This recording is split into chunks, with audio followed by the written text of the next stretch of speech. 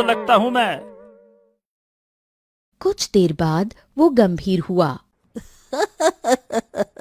अच्छा अच्छा, ठीक है, गुस्सा वुस्सा छोड़िए जमींदार। बताइए, इतनी चिंता में काहे बैठे हैं? चिंता का कारण है शंकर। समझ में नहीं आ रहा कि आखिर उसका समय इतनी जल्दी से बदल कैसे गया। सोचा था कि वो अपनी बहन की शादी के लिए धन नहीं जुटा पाएगा और हार कर घूम फिर कर आएगा मेरे पास, लेकिन ऐसा कुछ हुआ नहीं। अचानक से वो ससुरा धनवान बन गया और अपने बहन की शादी भी अच्छे घर में कर दी। समझ नहीं आता कि आखिरकार वो धनवान बना कैसे। कैसे बना वो धनवान, कैसे? बिरजू गहरी सोच में डूब गया। जमींदार जी, मैंने देखा है कि जब से शंकर के पास ना वो सफेद हाथी आया है ना, तभी से उसकी किस्मत बदलने लगी है। हो ना हो, उस हाथी का संबंध उसकी किस्मत से जुड़ा है। ये सुनकर जमींदार की आंखों में चमक आ गई। जरूर तुम बिल्कुल सही कह रहे हो। मुझे शंकर पर नजर रखनी होगी। इतना कहकर जमींदार वहाँ से चला गया। उस दिन के बाद जमींदार शंकर पर नजर रखने लगा। एक दिन उसने देखा कि शंकर जंगल में अपने हाथी ऐरावत के साथ बैठा था। शंकर ऐरावत की पीठ पर हाथ फेर रहा था। आह आह आह आह आह, मेरे मित्र ऐरावत, जब से तुम मेरे जीवन में आए हो मेरा तो जीवन बदल गया। तुमको पता है, मैं डरता था कि कहीं मेरी पत्नी के मन में लालच ना आ जाए, लेकिन अच्छा हुआ कि ऐसा नहीं हुआ। मुझे आज भी वो बात याद है जब उस दिव्य पुरुष ने कहा था कि अगर मेरे या मेरे परिवार के मन में लालच आया तो तुम गायब हो जाओगे। बस अब से मैं तुमसे कभी अलग नहीं हो सकता। अरे तुम मेरे सच्चे मित्र हो। आ, आ, ये सब सुनकर जमींदार चौंक गया। अच्छा, तो ये ससुरा सफेद ऐरावत किसी दिव्य शक्ति का वरदान है, और अगर इसके या इसके परिवार के मन में लालच आया तो ये गायब हो जाएगा। शंकर के मन में लालच आना तो मुश्किल है, लेकिन उसकी पत्नी चमेली को बहकाना आसान होगा। ये सोचकर जमींदार वहाँ से चला गया। जमींदार सीधे शंकर की हवेली पहुँचा, जहाँ चमेली बैठी थी। चमेली ने जमींदार को देखा और चौंक गई। अरे जमींदार, तुम मेरी हवेली में? अरे चमेली, अब तुम भी देखो मेरी बराबरी की हो गई हो। देखा जाए तो तुम इस गांव की ठकुराइन हो गई हो। ये सुनकर चमेली हैरान रह गई।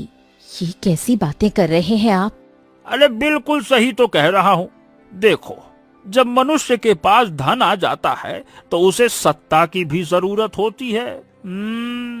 अब देखो, गांव वाले मुझे देखकर सिर झुका लेते हैं, लेकिन तुम्हें देखकर बस मुस्कुराकर निकल जाते हैं।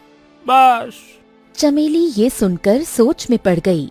मैं इतनी भी धनवान नहीं हूँ, तुम हमसे ज्यादा धनवान हो। तुम्हारे पास आधे गांव के खेत हैं, मेरे पास तो बस थोड़ा सा धन और ये हवेली है। अब देखो, मुझे नहीं पता कि तुम्हारे पास इतना धन कहाँ से आया, लेकिन हाँ, मुझे विश्वास है कि जरूर तुम्हारे पति के पास कोई बड़ा व्यापार है या कोई चमत्कारी चीज है। अब देखो भाई, मैं तो इतना कहना चाहता हूँ कि अगर तुम्हारे पास कुछ ऐसा है तो तुम मुझसे भी ज्यादा धन कमा सकती हो।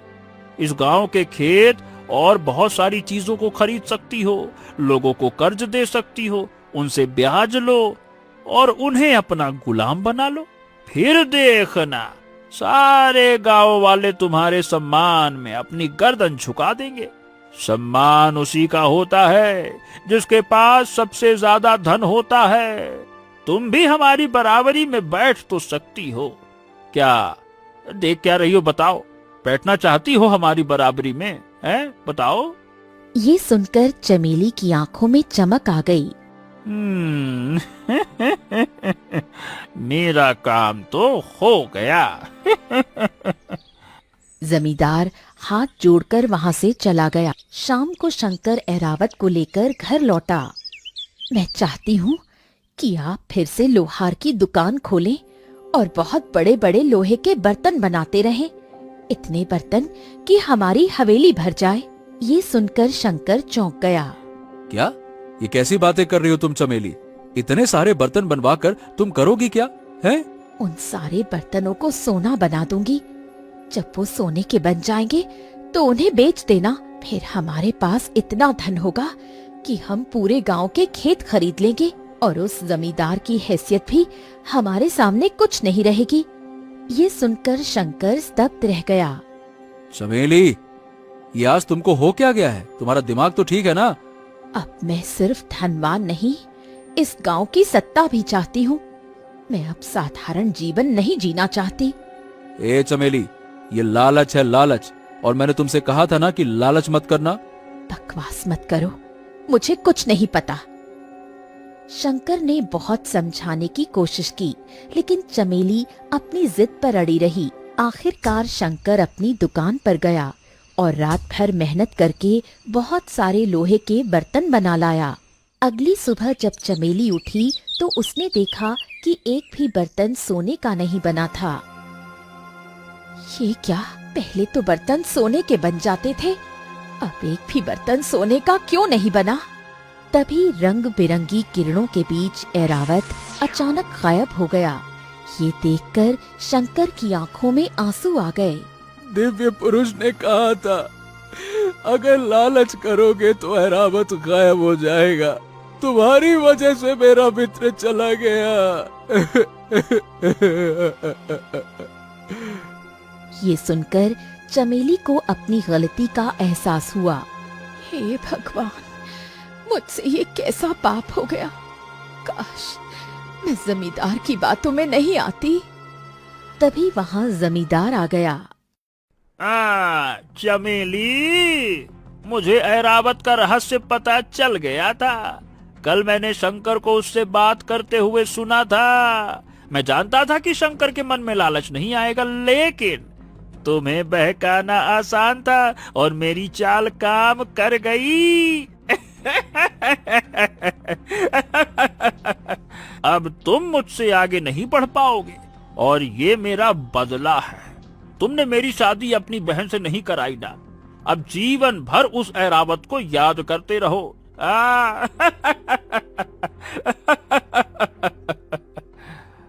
इतना कहकर जमींदार वहाँ से चला गया। समय बीतने लगा और शंकर दिन रात ऐरावत की याद में उदास रहने लगा। एक दिन शंकर अपनी हवेली में बैठा था कि तभी बाहर घोड़ों के रुकने की आवाज आई। शंकर अपनी पत्नी के साथ बाहर आया और देखा कि राज्य का राजा सूरज घोड़े पर सवार था। उसके साथ 2 सैनिक भी थे।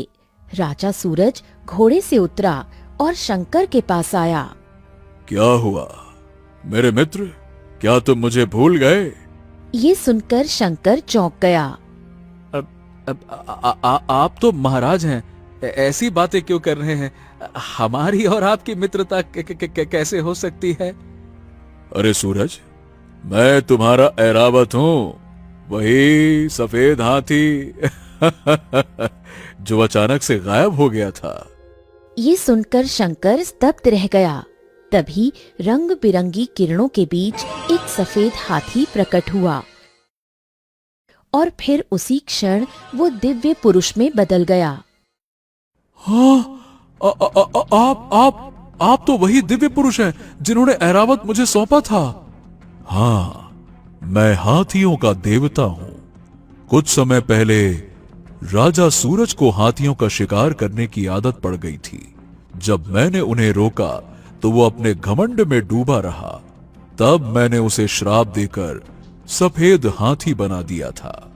दिव्य पुरुष आगे कहने लगा, मैंने उससे कहा था कि जब कोई सच्चा मनुष्य तुम्हें अपनाएगा और तेरे कारण उसका जीवन बदलेगा, लेकिन अगर वो या उसका परिवार लालच करेगा तो तू वापस अपने असली रूप में आ पाएगा। राजा सूरज हाथ जोड़कर खड़ा हो गया। अब मुझे क्षमा कर दीजिए। अब मैं कभी वन्य जीवों का शिकार नहीं करूंगा। क्षमा कर दीजिए, मुझे क्षमा कर दीजिए। दिव्य पुरुष मुस्कुराया और रंग बिरंगी किरणों में विलीन हो गया। चमेली ने राजा सूरज के सामने हाथ जोड़ दिए। मुझे क्षमा कर दीजिए महाराज। नहीं नहीं नहीं नहीं, जो हुआ अच्छे के लिए हुआ।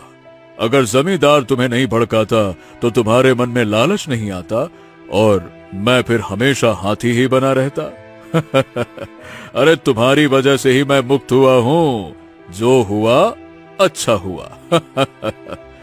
ये सुनकर चमेली की आंखों में संतोष आ गया।